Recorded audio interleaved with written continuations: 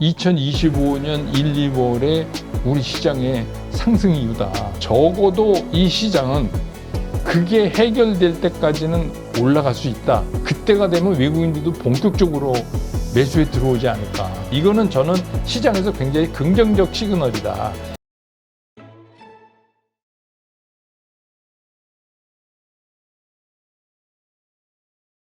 오늘 모신 분은 백만개미 한세구 당주님이십니다. 안녕하세요. 안녕하십니까? 네. 좀 전에 촬영 전 말씀 들으니까 스페인 여행도 멋있게 다녀오시고요. 네. 정말 당주님 이렇게 노후 즐기시는 거 보면은 나도 저런 인생을 살아야 되는데 참 부럽기가 참 그지없습니다. 아니 이제 대표님도 하시면 되죠. 네, 그래서 당주님 말씀대로 네. 시간 여유가 나고 할 때 네. 이제 좀 즐기는 삶을 좀 살아야겠다. 이런 것 같아요. 저도 이제 막 빡세게 살아왔잖아요. 네. 시간 여유라는 건 사실 인생에서 이게 주지는 않는데, 그러니까 어떻게든 자기가 좀 만들어야 되는 것 같아요. 근데 그때는 좀 빡빡빡빡하고 좀 힘들고 그렇지만 이제 지내놓고 보니까 이제 남는 건 그것뿐이 없는 것 같아요. 그러게요. 그러니까 하여튼 건강할 때 또 이렇게 즐길 그럼요. 수 있어야 되는데 네. 자꾸 내일로 미루면서 오늘을 희생하려고 하는 이런 게 이게 잘 사는 걸까? 다시 한번 생각하게 되는데 변화하잖아요. 네. 항상 상황이라는 건. 네. 지금 주식도 불과 한두 달, 그러니까 작년 말까지만 작년 해도 말까지 정말 너무 비관적이었고 세계 꼴찌라고 우리 스스로만 비하하고 이랬는데 올해 들어서 이제 거의 1, 2등을 다툴 정도로 강한 모습을 보이고 있거든요. 이 코스피 한국 증시 강한 이유 어디서 찾아야 될까요? 그러니까 이제 우리가 시장을 논할 때 가장 시장에 직접적인 영향을 주는 건 수급이 변한다는 거거든요. 근데 이제 그 수급을 변화하게 하는 이유들이 그 뒤에 있는 거죠. 그래서 오늘은 이제 이거를 다 말씀을 드려야 될 것 같아요. 첫 번째는 기억나시겠지만 작년에 제가 여기 나와서도 그렇고 맨날 하는 말이 우리 시장은 천수답이다. 그 얘기는 무슨 얘기냐면 수급에서 외국인이 사주지 않으면 우린 못 올라간다라는 걸 이제 전제로 하고 있었잖아요. 네. 그런데 올해 1월 들어오면서부터 상황이 달라졌어요. 그 외국인들만 쳐다보고 있던 수급에서 갑자기 연기금이 나타난 거예요. 정확히 얘기하면 국민연금이 나타난 거예요. 네, 국민연금이 나타나면서 어제까지 계속해서 사고 있고 오늘 뉴스 보니까 33거래일 연속 순매수라고. 그러니까 계속 제가 이제 그 1월 2일부터 어제까지 일을 쫙 보면 거의 하루도 안 빼놓고 다 사다시피 이랬거든요. 그게 가장 크게 시장을 돌려놓은 거예요. 뭐 이제 여러 가지 이유가 있지만 우선 수급이 강력하게 변했고 외국인들이 팔아도 우리 자체적으로 수급을 맞출 수가 있다.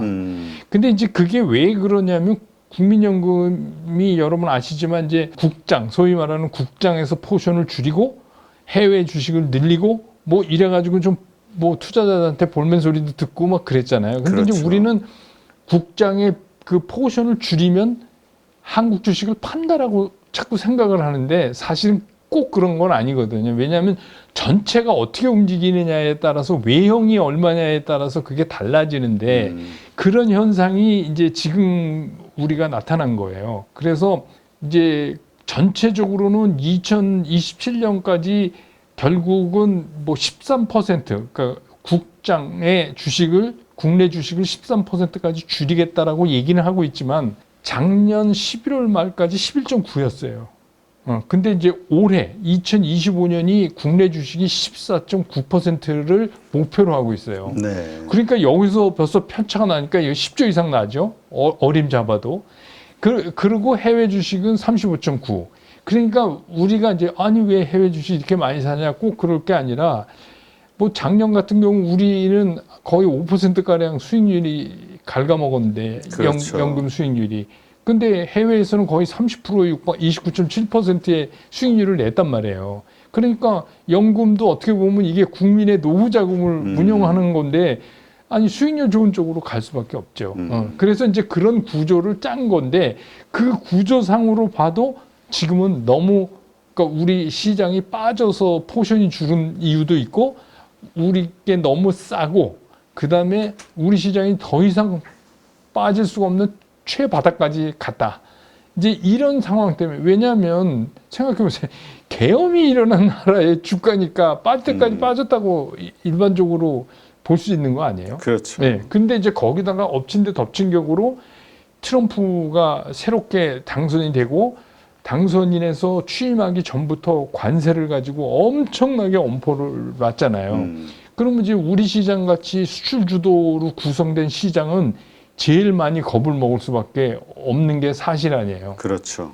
그래갖고 진짜 요새는 우리가 이제 그 트럼프의 스타일을 간파한 거예요. 아, 이 트럼프 스타일이 맞아, 그랬었지. 처음에 세게 빵 때리고 그 다음에 조금 이렇게 기다리면서 딜을 하는 그런 스타일이구나. 그러니까 이제 우리 각각의 산업에서도 어떻게 해서든지 한번 살아보자.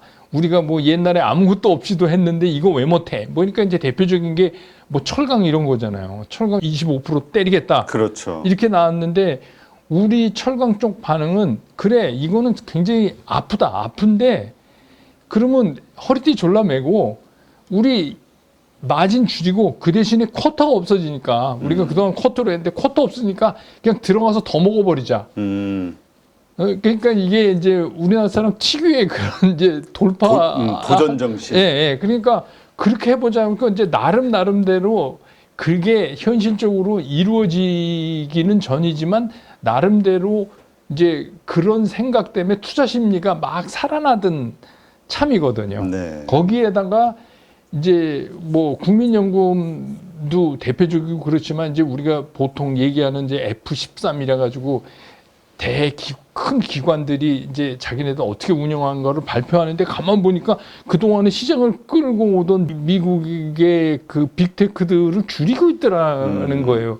물론 이제 뭐 엔비디아 같은 거는 뭐 워낙 싸게 산 거니까 일부 이익 실현해야 되는 건 당연한 거지만 그게 뭐 국민연금도 35달러 정도에 산 것 같은데 지금 139달러 넘으니까 일부 이익 실현 하다 보니까 이제 어떤 현상이 일어나냐면 그게 좀 주춤하는 거예요. 그러면서 그 대신에 뭐 예를 들어서 우리 연금을 기준으로 봤을 때는 오늘 들어오면서 뭐 일라일일리라든지 이런 이제 헬스케어 쪽이라든지 소비 지향적 이런 쪽의 포션을 조금 늘려잡고 그쪽을 이익 실현하고 뭐 이런 거가 맞물린 거예요. 네. 맞물리다 보니까 이제 일반 개인 투자가들 입장에서는 야, 국장 버리고 미장 가야지 아직도 국장에 이러다가 이거 이상한데? 올해 들면서 이게 이상한데? 왜냐하면 수급이 워낙 탄탄하게 뭐 외국인 팔아도 껐떡도 안 하고 올려붙이니까 그러니까 이제 그런 생각을 가진 분들도 좀 움직이기 시작했고 그다음에 주식 다시는 안 한다 이러고서 이제 계시던 분들도 올라간대. 올라가. 뭐 이러면서 이제 들어오고 그 대표적인 게 개인들도 지금 신용이 늘었어요. 그러게 어제 보니까 17조 이제 돌파했다고. 17조를 넘었는데 중요한 거는 뭐 17조가 중요한 게 아니라 우리가 맨날 지금 시장이 과열이냐 아니냐를 따질 때 보는 고객 예탁금 대비 신용이 어느 정도로 걸려 있느냐를 많이 보잖아요. 근데 그렇죠. 작년 말, 그러니까 올해 초에 이게 거의 20몇 프로 이렇게 굉장히 낮아 있었어요. 27.4% 뭐 이 정도. 근데 우리가 보통 이제 기준을 30% 놓고 40%가 넘으면 좀 과열이다 이렇게 했는데 지금 그래봤자 32% 정도 가고 있거든요. 네. 근데 이제 장이 좋아지면 여러분 아시지만 후행적으로 고객 예탁금이라는 거는 선행적 지표는 아니지만 장이 좋다 그러면 돈이 들어오잖아요. 이제 그런 것까지 감안해서 이게 이제 전체적으로 만들어낸 2025년 1, 2월에 우리 시장의 상승 이유다. 이렇게 이제 정리가 될 수 있을 것 같아요. 네. 자, 그렇다면 이러한 상승세가 언제까지 이어질까? 말씀하신 대로 오늘 또 마침 보니까 요 며칠 보니까 또 연기금들이 많이 그동안 샀던 것들, 올랐던 종목들 막 매도하는 종목들 가운데서 오늘 급락이 또 나오거든요. 그건 좋았던 것들이. 네네. 이 언제까지 이런 흐름이 흐를까? 근데 이제 전체적으로 보면 오늘 내일 뭐 이렇게 해서 쉬지 않고 계속해서 갈 수는 없어요. 근데 그 쉬지 않고 시장이 간다는 건 그만큼 시장이 상승에 대한 부담을 안고 있는 거기 때문에 오늘 정도 내일 정도의 숨 고르기는 오히려 좀 바람직하다. 그리고 뭐 그 기관 입장에서도 이익 실현 해야죠. 많이 오른 건. 그리고 이제 보면 그 우리가 늘 시장을 판단할 때 보면 애널리스트들의 그 논조 있잖아요. 네. 이게 안 될 때 올라가는 건 되게 힘들어요.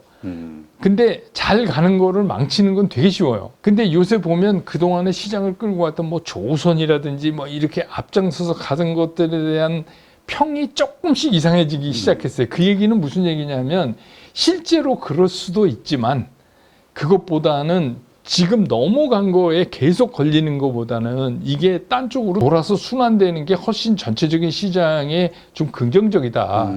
이렇게 볼 수 있거든요. 그래서 저는 이게 이런 거예요. 우리가 트럼프 대통령이 취임하자마자 바로 그 다음날부터 관세 맞아가지고 우리 알아눕고 막 이럴 줄 알았어요. 근데 가만히 요새 행태를 보니까 아 맞아, 트럼프는 저런 거였잖아 원래 스타일이. 근데 뭐 다 정리해서 4월 2일 날 발표할 거예요. 근데 바로 시행이 아니라 하면서 니네가 우리한테 공장 지을 기회를 시간을 우리가 기다리겠어. 근데 뭐 공장이 뭐 한두 달에 짓는 게 아니니까 그건 좀 핑계고, 쉽게 얘기하면 미국이 안고 있는 딜레마가 생긴 거예요. 그렇죠. 그게 뭐냐면 예를 들어서 철강 같은 거 25% 관세를 때려서 그러면 니네 여기 들어와서 공장 줘서 여기서 만들어. 그렇게 얘기를 하고 있었는데 미국 철강 업체가 가격을 올려버린 거예요. 그러니까 우리가 25% 맞고 들어가도 싸워볼 만한 가격이 또 돼버리는 거예요. 그러니까 그 얘기를 뒤집어서 얘기하면 미국은 아니라고 트럼프 대통령은 얘기하지만 연준에서 걱정하는 것처럼 저 관세는 반드시 물가를 밀어 올릴 거다. 그러니까 그 부담을, 물가가 밀어 올리면 지금 달러가 약세가 돼야 되는데 그럼 달러가 강세가 될 거 아닙니까? 그렇죠. 그렇게 되면 그러면 이제 그 다음에 미국이 또 뭐 환율 조작국 이런 그걸 갖고 이제 또 막 주변을 괴롭히고 이래야 되니까 되게 복잡해요, 이거 하는 게. 그러니까 쉽게 얘기해서 겁나지? 그러면 빨리 와서 딜을 해.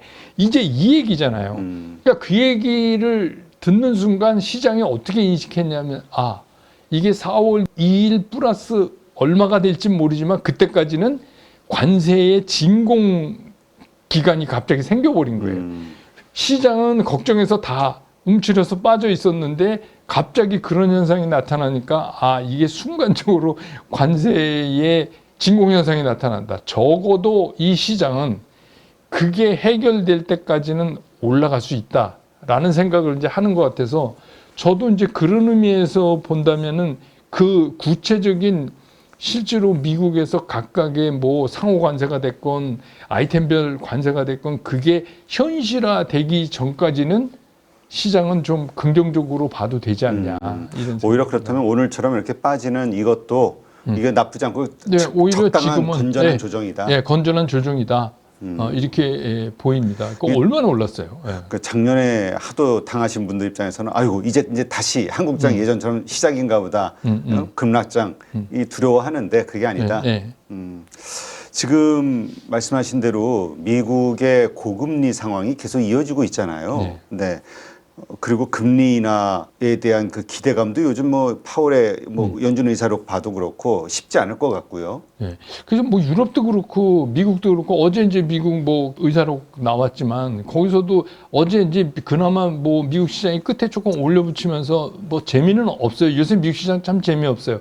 근데 그런 것도 사실은 이거예요. 부채 한도 협의가 이렇게 지연되면 우리가 대체대조표 감소 문제를 조금 속도를 좀 늦게 해야 되는 거 아니냐, 이제 이런 거에 착안을 해서 올린 건데, 올린 거 치고는 그 뉴욕 시장 여태까지 했던 거에 비하면 진짜 파워가 없죠. 네. 그 얘기는 금리 인하가 그렇게 만만치 않다, 그런 거예요. 물론 이제 뭐 2월에 우리나라 금통위에서 어떻게 할까 하는데 뭐 0.25, 그러니까 25bp 정도 내리지 않겠냐 이런 얘기도 상당히 많이 나오고 있거든요. 네. 그런데 그게 바로 시장에 뭐 결정적으로 시장을 돌려세우는 역할은 못할 것 같아요.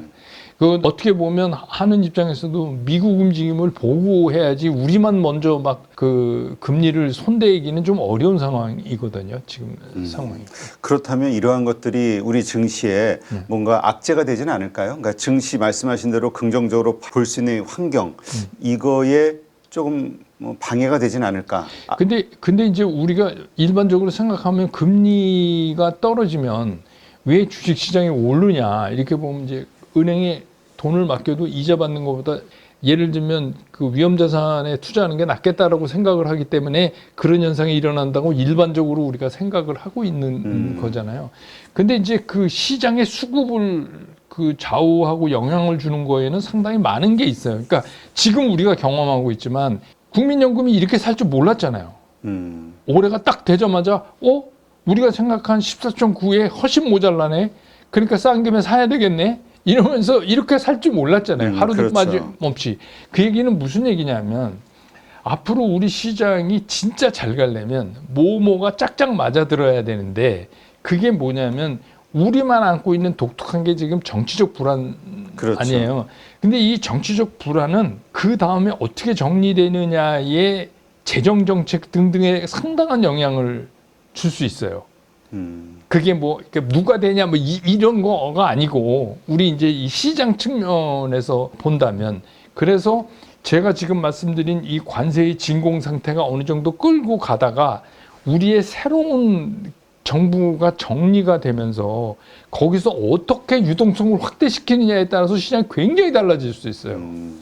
왜냐하면 우리 시장은 지금 PBR 1도 안 되는데 그렇죠. 네, 그러니까 그런 걸로 보면 상당한 가능성이 있다. 그래서 늘 말씀드리지만 시장은 결국은 수급이다. 근데 이제 수급에 영향을 주는 여러 가지 요소가 있지만 우리 한국 시장의 2025년은 상당히 특수한 상황에 지금 있는 거다. 그러니까 처음에 트럼프의 관세도 막 겁먹고 시장이 웅크렸다가 연기금이 앞장서서 사주니까 한번 붙어보자. 우리 한번 살아보자. 이렇게 또 분위기가 바뀌고 이제 이런 게 구체적으로 정부가 뭐 요새 이제 뭐 얘기하는 추경을 포함해서 새롭게 탄생될 정부의 가이드라인이 어느 쪽을 향해 가느냐에 따라서 굉장히 많이 달라질 수 있는 거예요.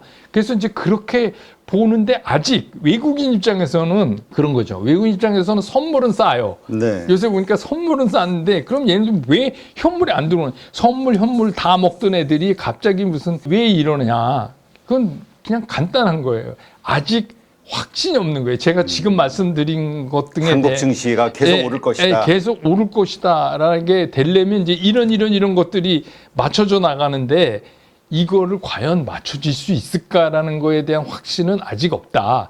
그래서 만약에 그게 떨어지면 저는 작년에도 얘기했지만 오히려 사람들이 요새 좀 오르니까 뭐 상반기에 오르고 저는 하반기가 더 좋을 것 같아요. 만약에 그 예측대로 된다면 그렇게 된다면 하반기의 증시가 훨씬 좋아질 수 있을 가능성이 있다. 그때가 되면 외국인들도 본격적으로 매수에 들어오지 않을까.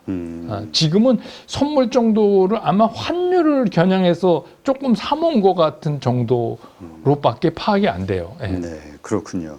지금 보니까 중국 규제, 트럼프 대통령 뭐 관세 폭탄 이것저것 막 쏟아내면서 자동차 뭐 그다음에 요새 또 제약 바이오까지 얘기하면서 막 쏟아내는데 이러한 것들 그다음에 중국에 대한 규제는 갈수록 심할 수밖에 없고 그 가운데서 우리가 받는 피해도 있고요. 이러한 것들이 또 혹시 미칠 영향, 악영향은 없을까요? 있죠. 그게 이제 뭐 그러니까 우리가 반사 이익을 보는 부분도 있어요. 왜냐하면 이제 중국을 계속해서 규제를 강화시키니까 중국 대신 한국이다. 뭐 이렇게 해서 뭐 볼 수는 있죠. 예를 들면 이제 대표적인 게 2차 전지 관련이라든지 뭐 이런 거. 2차 전지는 그동안에 맥을 달리했잖아요. 우리랑 중국이. 중국은 뭐냐면 싸게 만들어서 많이 파는 쪽을 택한 거고 그래서 중국은 뭐 한 1000대 돌아다니다 한두 대 불날 수도 있지 약간 이런 개념이었고 우리는 약간 필요 이상의 배터리에다가 하이테크를 넣으려고 자꾸 그동안에 애를 쓰다 보니까 계속 돈만 들어가고 뭐 그러던 참이었잖아요. 근데 네. 이제 중국이 그런 대단한 규제를 받으니까 중국은 중국 국내에서 자기네 차에만 탑재하는 거를 제외하고 밖으로 나오기는 힘들게 생겼고 이제 대표적인 게 이스라엘이 한국에다가 배터리 생산 허브 만들겠다고 저러고 나오니까 그 얘기는 뭐냐면 유럽 관점에서 봤을 때 그러면 한국이다. 근데 그동안은 우리는 뭘 했냐 하면은 막 소재 같은 거를 계속 발전시키면서 아주 극 퍼포먼스를 낼 수 있는 배터리 쪽으로 우리는 향해 갔잖아요. 그러니까 그렇죠. 문제는 뭐냐면 여기서 가격을 떨어뜨리면서 성능을 높이는 이 작업을 지금 이제 우리가 하고 있는데 그동안은 이게 이제 잘 시장에서 받아 먹여지지 않았는데 마침 그러니까 뭐 그런 것 때문에 이제 요새 2차 전지 꿈틀거리는 것도 그런 쪽에서 이제 보시면 되는데 중국이 그런 이유 때문에 이런 반사 이익을 보는 섹터도 있지만 어쨌든 그 중국이 저러는 건 우리한테는 그렇게 좋은 건 아니에요. 전체적으로는. 근데 재미난 일이 있는데 요새 보면 일본이 중국의 무역 사절단 같은 거를 이 난리통에 살짝 보낸 거 아세요? 아, 그래요? 네, 그러니까 이게 제가 보면 야 이게 무슨 얘기냐. 그러니까 이 이데올로기가 없는 거예요. 이 먹고 사는 거에는. 그리고 많은 분위기를 보니까 이제 트럼프하에 네. 미국 믿을 수 없다. 네, 그러니까 이제 이거는 뭘 하기 위한 거냐면 예를 들면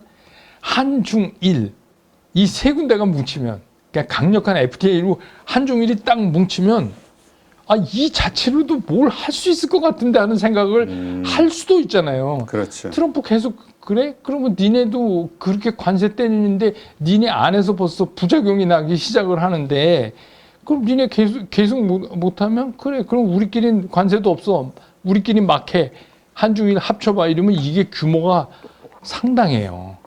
근데 아마 뭐 이거는 뭐 제 내피셜이지만 일본이 그럼 이 난세에 왜 보냈을까? 미국 말을 그렇게 잘 듣는 나라가 살려고 그렇죠. 일본도 그러니까 어떻게 보면 이런 이제 이건 매일 우리가 이제 검토해야 되지만 트럼프도 생각 못하고 우리도 생각 못했던 새로운 쪽으로 이게 삐져나갈 가능성도 있는 거예요. 새로운 질서. 네, 경제라는 건. 그러니까 우리 입장에서는 지금 관세 막 이렇게 억누르고 하는 데서 각각 섹터별로 나름대로 그거를 뚫어나가는 방법을 요새 뭐 기업 총수들 되게 열심히 하시더라고요. 그래서 이제 그걸 뚫고 나가는 방법. 그러니까 뭐 조선 같은 것도 사실 우리 없으면 미국 군함도 못 만들거든요. 근데 이제 뭐 애널리스트들이 이거 뭐 조선이 조금 과하다. 왜냐하면 그러니까 오늘 하선 리포트가 나왔더라고요. 네. 조선에 대해서 하선해라. 미국 군함 중에서 10,000톤 이하 군함밖에 우리는 만들 수가 없다 그런데 그거보다 더 중요한 게 MRO 쪽이 또 있어요. 근데 그 미국 선박이라는 게 다 낡아 빠져갖고 또 그것도 해야 되고 그리고 예를 들어서 돈이 되는데 우리 도크가 꽉 차서 배를 못 줘준다는 거는 좀 말이 안 되는 것 같아요. 근데 아무튼 그 얘기는 뭐냐면 이거는 저는 시장에서 굉장히 긍정적 시그널이다. 그러니까 먼저 앞서서 많이 간 놈 좀 쉬게 하고 딴 것들이 또 이렇게 키 맞추기 해서 올라가고 이러면서 그래서 이제 누가 저한테 그래요. 그럼 이번에 얼마까지 가겠습니까? 이거 그래서 아니 제가 무속인도 아닌데 그걸 어떻게 합니까? 근데 무속인도 못 맞히죠. 네, 중요한 건 뭐냐? 그냥 우리가 어떤 가정을 해볼 수는 있다. 그러니까 예를 들어서 우리가 PBR 1이 되는 때가 언제냐? 제가 간단하게 계산해 보니까 2,847이에요. 그러니까 일단 거기까지 한번 가보자. 그 다음에 난 모르겠다. 그 다음에 어떻게 되는 건. 근데 일단은 거기까지는 아니 PBR 1도 못 만들겠냐. 그러니까 그렇지. 이제 거기까지 가려면 지금처럼 앞서간 거는 조금 쉬고 또 다른 걸로 확산되면서 가고 이게 왜 그러냐면요. 시장에서 한쪽이 너무 세게 가면 시장이 오래 못 가요. 왜냐하면 이쪽에서 이익 실현한 게 돌아 남아서 딴 쪽을 가고 막 이렇게 순환이 돼야 사실은 지수가 그냥 스테디하게 오르는 데는 더 좋은 방법이다 이런 생각이 듭니다. 네, 알겠습니다.